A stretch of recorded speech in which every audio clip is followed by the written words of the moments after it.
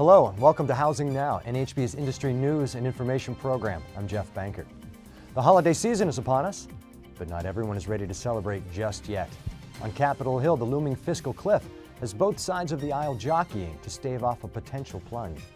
And in New York and New Jersey, residents are still slowly trying to rebuild their communities after Hurricane Sandy. On this edition of Housing Now, NAHB senior correspondent Paul Lopez discusses the fiscal cliff with tax and policy experts from both NAHB and the National Association of Realtors. We'll also talk with NAHB Building Systems Council's Vice Chair, Kevin Flaherty, about the rebuilding efforts in the aftermath of Hurricane Sandy. And then finally, we'll take a look at how the green building market is affecting residential construction. But first, things are looking good on the economic front. NAHB's current market indexes are showing improvements across the board. The NAHB Wells Fargo Housing Market Index reports builder confidence in the newly built single-family market jumped 5 points in November to 46. That's up from 41 in October. Home affordability is also up, with the NAHB Wells Fargo Housing Opportunity Index reporting 74% of all homes sold in this year's third quarter were affordable to families earning the U.S. median income of $65,000. Now that's up slightly from 73.8% last quarter. The 55-plus market showed the largest leap. The index more than tripled compared to the same period a year ago, jumping from a level 12 in 2011 to a level 36. That's the highest third quarter gain since the inception of the index in 2008. You can see all the full reports on NAHB's Eye on Housing blog by visiting eyeonhousing.wordpress.com. NAHB is streamlining communications to its members with the recent launch of the new Washington Update e-newsletter. This aggregated industry news piece is delivered twice a month to all NAHB members and covers all issues from appraisals and fall protection to immigration reform and stormwater regulations. NAHB members must be logged in to nhb.org to read the content. We'll be back in a moment. As your national association, we're here for you, not just to support your local association, not just to lobby on your behalf before legislators and regulators, and not just to defend the industry upon which we all depend for our livelihood. We are here to provide you, our members, with the best resources the industry has to offer. Many members will never have the chance to stop by the National Housing Center, and so NAHB can feel like a black box. Things go in, things come out, but no one really understands what goes on inside. Well, NAHB is a group of highly skilled professionals with expertise ranging from codes and standards to economics and taxes, from industry trends and new products and design to construction, business management, and legal services. We are all here to do one thing: serve you, our members. No matter what your question, there is an expert here that can help you. We are here to help you succeed. We are here to keep you on the cutting edge. We are here to make you better informed than your competitors. We are here to defend your livelihood, and we are here to save you money with our Member Advantage programs. But membership is an active thing, not a passive one. You only get out of it what you put into it. So be involved, be educated, be a member. The impending fiscal cliff as it stands now would have powerful ramifications on the housing industry. NAHB senior correspondent Paul Lopez is with economists Rob Dietz and Danielle Hale to discuss what those effects could be. Paul? Thanks, Jeff. Guys, thanks for being here. Thanks. So let's start with you, Rob. We've been hearing a lot about this fiscal cliff, but I don't think a whole lot of people have an understanding of what it truly is. Can you kind of give us a definition? Sure. The fiscal cliff is a term created by Chairman Ben Bernanke that describes a set of expiring tax policies, some spending cuts, which will have a huge macroeconomic drain on the economy at the end of the year. Okay, so what are some of these drains that we're talking about here in a macroeconomic sense? Well, one of the ones that affects housing is the mortgage cancellation forgiveness. Right now, if you sell your home in a short sale, for instance, you are required to report that debt forgiveness as income on your 1040, but with this temporary provision, you don't have to pay taxes on that particular piece of income. So under normal circumstances, you would have to, right. But this is something that is scheduled to expire at the end of the year. Is that the only thing that we're looking at? No, there's some energy credits for new homes, for remodeling, and most importantly is the expiration of the 2001-2003 era Bush tax rates. So all of that will drain disposable income and then have a big impact on housing demand, in addition to the housing-specific items. Now, one of the things I always hear about is, and most of our guys are, small 1-2 man shops, well, the canceling of these tax credits really affect them? Well, for remodelers, the expiration of the remodeling credit would have a big deal, but keep in mind that the small shop is typically organized as a pass-through entity, so S Corp LLC. So the expiration of the Bush-era tax cuts is not just an individual tax hike, but it's actually a business tax hike as well. Okay, so, and now we're seeing a lot of talking back and forth with Congress and the president. Do you think something's going to get done? Yeah, I mean, I think that something needs to get done, or confidence will be killed, and so the market will, not respond well in either case. But yeah, some of the things that we're hearing are proposed caps on itemized deductions, and that obviously affects housing in a big way because the mortgage interest deduction is very important to the housing market. Okay, can you talk a little bit more about that? Like, how would that affect a typical person who's deducting their mortgage? Right, so it depends on the specific cap that is implemented, and right now there are lots of different ideas that are being floated. One that the president has proposed every year in his budget is a cap on the rate at which you can deduct your deductions. So that would be limited to 28%. So that affects people in top brackets, the 33 and the 35% brackets, which of course if the Bush tax credits expire, they would be at an even higher rate, at the 36 and 39.6 rate. So that's one idea. And then the idea that Romney talked about a lot in the election, the cap on itemized deductions, that idea we've heard has been gaining some traction. So, and that will really be binding depending on what level they set the cap at.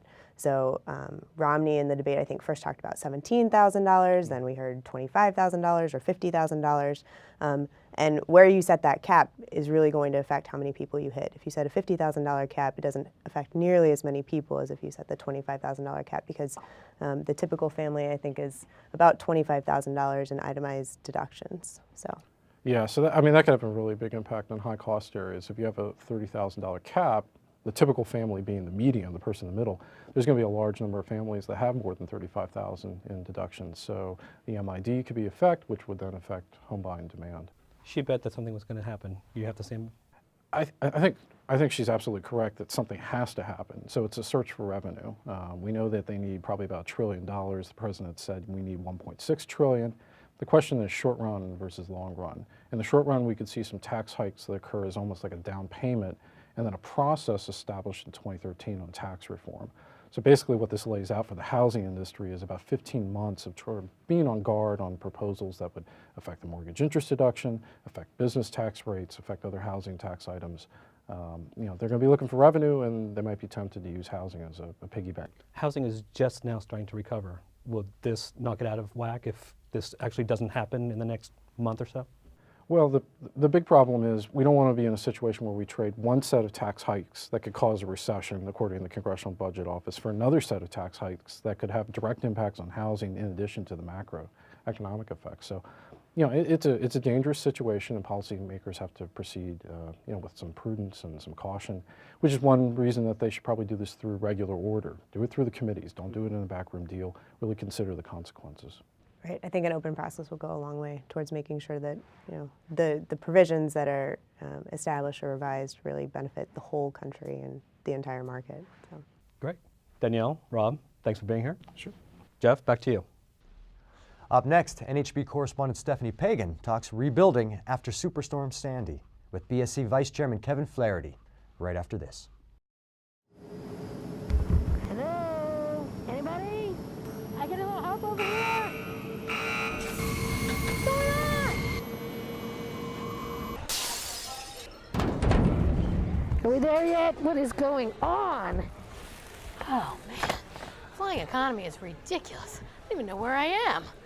Oh, yeah, I'm in Vegas. And you need to be too. January 22nd to the 24th for the IBS show, Vegas, baby. And you can check out all the information on buildershow.com. We've all seen the devastation caused by Superstorm Sandy, which left thousands of families to rebuild their homes and communities. Well, NAHB correspondent Stephanie Pagan is here with NAHB Building Systems Council's Vice Chair Kevin Flaherty to discuss how modular construction may play a part in the rebuild. Thanks, Jeff. Kevin, glad you could be here with us today. Thank you. Appreciate the opportunity. We've all seen the coverage of the devastation left in the wake of Hurricane Sandy, particularly in New York and New Jersey. Kevin, as a leader in this industry, what are you hearing as the greatest need of the families there? Well, first of all, our hearts go out to the people. The devastation, the scale of the destruction is really difficult for those of us not living in those communities to understand. What we're hearing is these people want to have some normalcy back in their life. They want to return to their homes, to their communities, and they want to do it as quickly as possible. What are their options in terms of rebuilding? Well, many people will have the opportunity just to rehab their homes. But for those that have to reconstruct completely, they have really two choices. They have traditional site construction, or they can use off-site construction or modular construction, where the home is built in modules in factories located across the Northeast and then delivered to their site and installed on their foundation. Just to clarify, when you say modular construction, you're not talking about mobile homes. No, a modular home is a home that's built the identical code as a site-constructed home with the same materials, only it's built in environmentally controlled factories where there are efficiency and quality control advantages that a site builder does not have. So what are some of the obstacles builders face who want to help in the rebuilding process? As construction happens in an area like that, in a high volume and a high pace, there are logistical issues. It's going to be difficult for supply chains to keep the materials available and cost effective in that area. Builders will have a hard time finding enough subcontractors and trade crews to be able to support the level of construction that'll be required. When the permits are able to be pulled and reconstruction can start, the fastest way that a consumer can get a home and a builder can complete a home is using modular construction. We generally can take at least a third off of the construction time. So when speed becomes important, as it will be for these people to get normalcy back in their lives, modular can be a great method for them to have their home occupiable in a short time. What are some resources that are available to both consumers and builders who want to find out more about modular construction? Well, I think the best starting point is the Building Systems Council in the NAHB, National Association of Home Builders. If you go to their site, and I hope you will post the web address for that, a consumer or a builder can learn about the advantages of modular construction and can access about 22 different manufacturers who are members of the council and learn more about their specific designs and homes and solutions. Mm-hmm. I also would encourage a builder attending the International Builders Show to stop by the Building Systems Council booth as well as the hospitality area, where there will be educational sessions specifically pointed towards the reconstruction efforts using modular construction. Kevin, thanks so much for being here with us today. Well, thank you for the opportunity. Back to you, Jeff. Thanks, Stephanie. Now here to tell us how the green building market is affecting residential construction is NHB's Senior Program Manager for Green Building Programs, Kevin Morrow. It's good to see you, Kevin. Thanks. Good to see you too, Jeff. When McGraw-Hill Construction recently surveyed NHB builders and remodeler members about the green residential marketplace, the findings surprised a lot of people. The study concluded that the share of new homes market that would qualify as green jumped to 17% last year. That's up from just 2% less than a decade ago. Further, that share is expected to jump to somewhere between 29 and 38% by 2016. That could mean a $144 billion opportunity for the industry in just a few years. Within that same time span, half the builders predict the majority of their projects will be green ones. Just 3 years ago, that number was less than 20%. If the projections in the Smart Market Report hold true, in the very near future, green building and remodeling will become much less about tapping into a green niche and more about staying relevant amid a rapidly changing competitive landscape. For builders and remodelers thinking about getting into green construction, the study also helps identify what green characteristics of a home are most popular with home buyers and homeowners. More than 95% of both builders and remodelers indicate energy efficiency features to be the most important in their green projects. The second most important characteristic was material durability. The full report contains many more valuable facts about this exciting trend. It's available for free download on nhbgreen.org. I hope you'll check it out. Back to you, Jeff. Well, green building is simply good building. Thanks, Kevin. Well, that concludes this edition of Housing Now. Thanks for watching. We'll see you next time.